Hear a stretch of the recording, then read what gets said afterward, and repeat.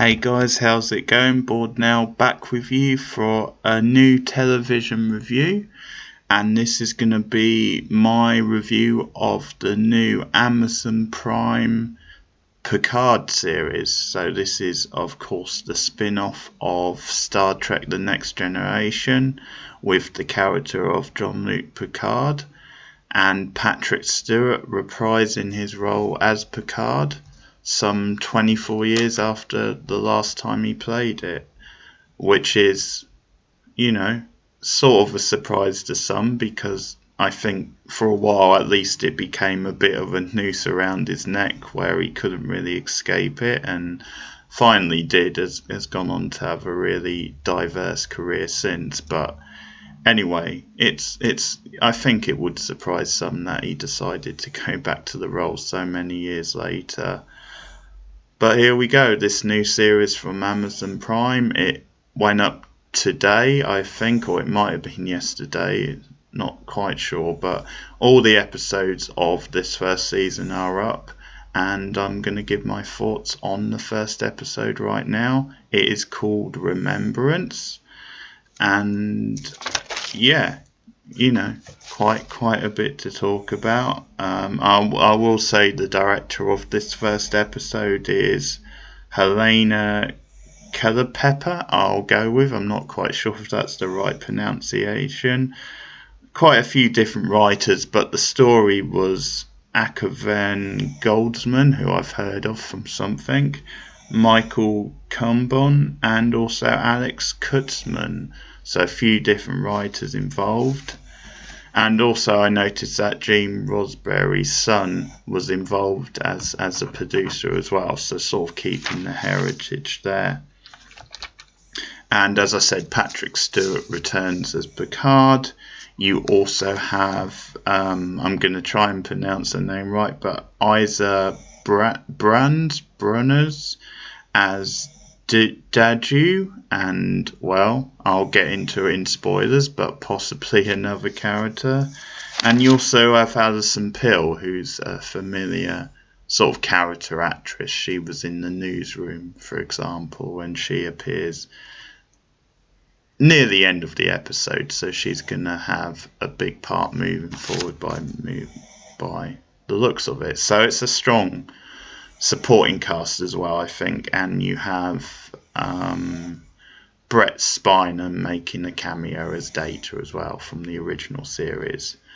So picking things up, and this is quite big spoilers, especially if you haven't seen all of the Patrick Stewart original run on Star Trek, particularly the end of the last film, which this kind of picks up from. So Nemesis it was. So this is set at the end of the 24th century, and it's set 14 years after Patrick Stewart has, well, not Patrick Stewart, sorry, Freudian slip, but Picard has retired as Starfleet captain.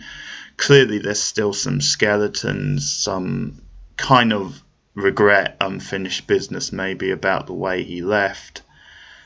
It still sort of haunts him. We see him having dreams about it, and we see, for example, the episode opens with him having a dream about him and Data playing a game of poker, I think it was, and them going over things. And that's kind of the first scene of the series, and there's this poignant sort of question by Data, and it's about the game, but he says, why are you stalling? But then you get the answer, which is, I don't want the game to end, sort of thing. So that becomes a wider sort of meaning to do with him maybe wanting to stay on as captain or wanting to like cling to the past. But there is wider sort of political context, I think, you can read into it, which I'll talk a bit about in a bit. But so it's a dream basically, but that's what we're seeing, the fact that he has these memories, these visions, sort of calling him back to the past in some ways. Now, of course, Data fans will know from those who've seen Nemesis, he was killed off at the end of this, and considering their personal history, that's really something which haunts and still hurts the Picard character. So now we have Picard in the present. He's living on a vineyard. He's essentially retired. He has like a family. It's sort of quite fitting because he has a nice little dog that he calls like Number One. So that's just a brilliant little like reference for fans of Star Trek for the older series. So that's a beautiful little touch. But he is living on a vineyard, and it's brought up quite early. Then he has dreams regularly about the past and Data, and there's another really beautiful line actually where he says, it's not the dreams that sort of haunt me, it's like the waking up from them.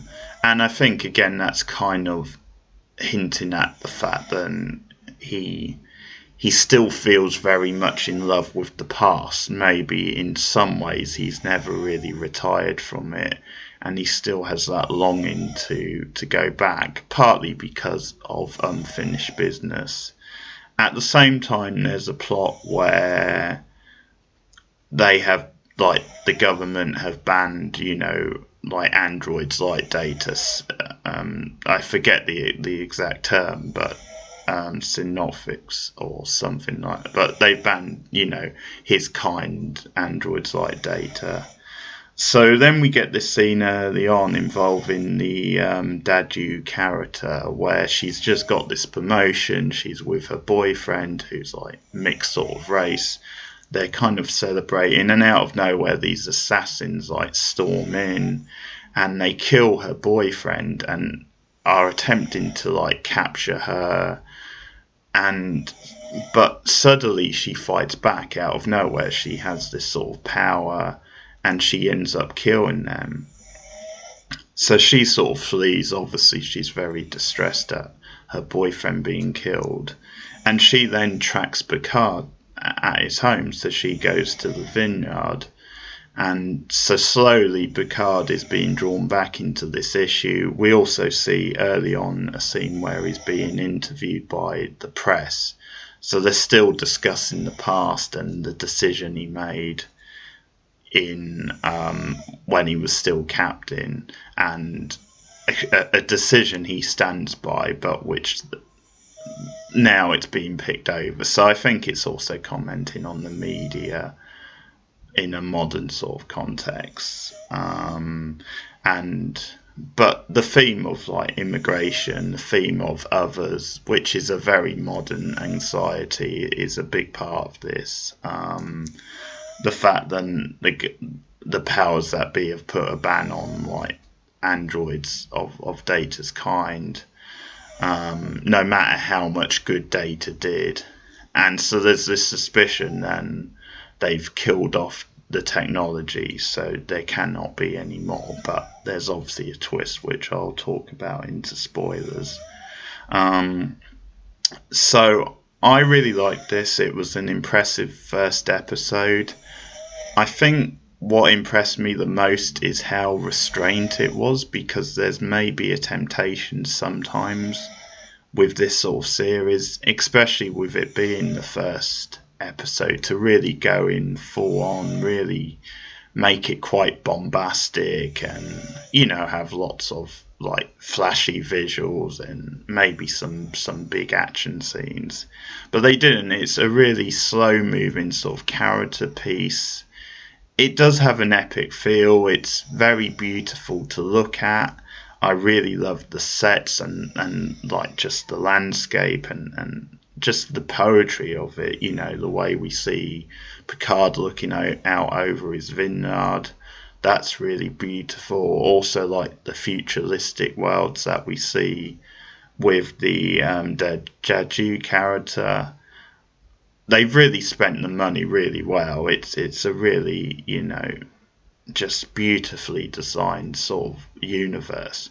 But at the same time, you've got proper direction here, you've got proper storytelling, so you're really engrossed in the characters, you're really interested in the themes and where they're going to go, and there is a lightness of touch to it. So although there's political themes in there, which I think have always been a part of Star Trek, it's not heavy-handed, it's really, really well crafted, really makes you think.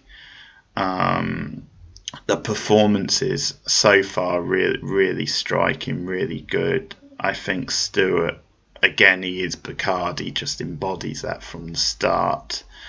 I think, yeah, he just has this power and energy to him, but he also, I mean, obviously because of the passing of time, I think he really gets the physicality of the character and those little like moments of hesitation or moments of weakness.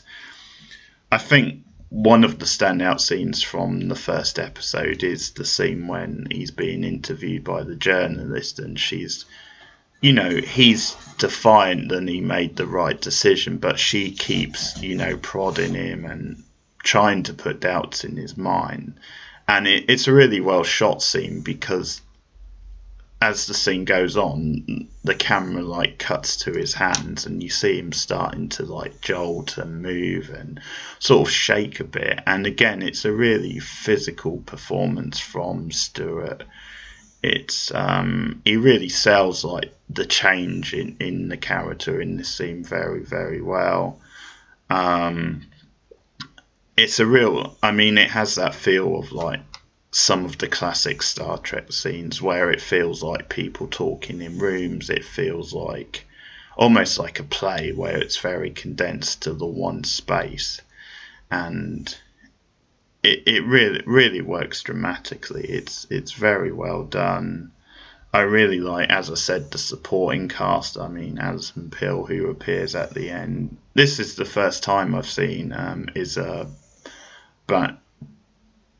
Binus, however you say her surname, apologies for that, but I think she's really great. She really brings a lot of energy, a lot of emotion. She's got a real presence and really feels like a full-on, really well-rounded sort of character. So it really impressed me, this first episode. It made me want to see more. It was very engrossing. It did a good job of bridging the gap between the show and the final film appearance, obviously, for Stewart as Picard, but now what we have in the present situation. And it didn't rush the plot. It gave us a logical sort of build-up. And I think one of the things that it's about maybe is Americana and nostalgia and this longing for the past. And I think there's something quite meta about that. The fact then there's this sense of, is it a mistake to bring back the character of Picard? Will this be questioned? I mean, he had a really good run originally, and now it's 24 years on. So, I mean, that's always in, I think, the consciousness in this time when so many things are being brought back. But yeah, it's that sense of unfinished business. So I think, as I said, something quite meta about that. But at the same time, yeah, it's a beautiful, like, kind of look at, as we get older. Because I think, in a way, as you get older, your nostalgia just gets greater, because you have more memories, you have more to look back on.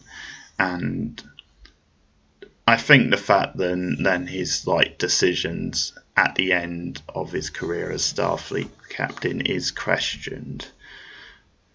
So I think those themes are really interesting, and because of that, there are times in this first episode that are really moving, really poignant, and a lot of that comes through Stewart's performance, which is really spot on. And I think it also deals with the legend of Picard. It is sort of like, again, being quite meta, but not in a glib way. It still works as the drama, as what this series is going to be. It's just, and I think that's in the background, and they do deal with that. But again, it's subtly done. It's not sort of force fed to you as sometimes it might be. There's not really any grandiose moments, but there are moments, as I said, when the drama builds to it, and Picard kind of is in danger of losing it, and those moments really land. That's the important thing about it. So it's a really, really strong first episode, I think, and promises some really engrossing viewing moving forward. As I said, really good performances, so it looks like we're on a good sort of footing moving forward. And some nice little touches. I mean, I enjoyed the decaf Al Grey as well, which Stuart has, or Picard has regularly at his vineyard, so that's all good. But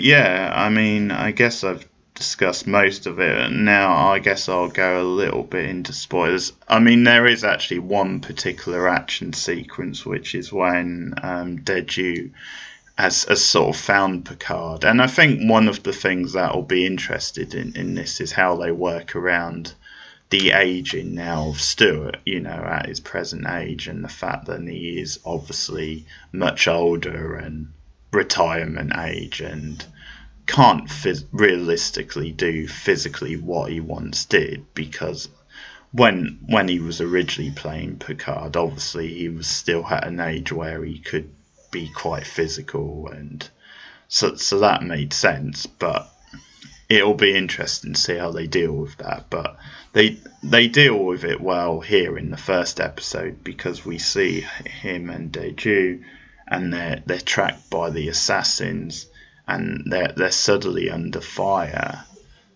And that's like the one bit of action, well, the two bits of action you get in the first episode, which is really well done. I mean, we see Deju's as a badass. She really kicks some butt in this scene, and again, it's like these powers which somehow she has like obtained. We're not quite sure how yet, but it's a nicely played action scene. But it does deal with like Picard's like aging and limit, because he like sort of hobbles along and kind of has trouble like running at one point, because they're obviously being shot at, so she kind of has to help him and then kicks a bit of ass. But there is a turn to the scene which I'll discuss in a moment. But what basically happens is Picard has this memory of Data, this vision where he did a painting, and the painting is called Daughter.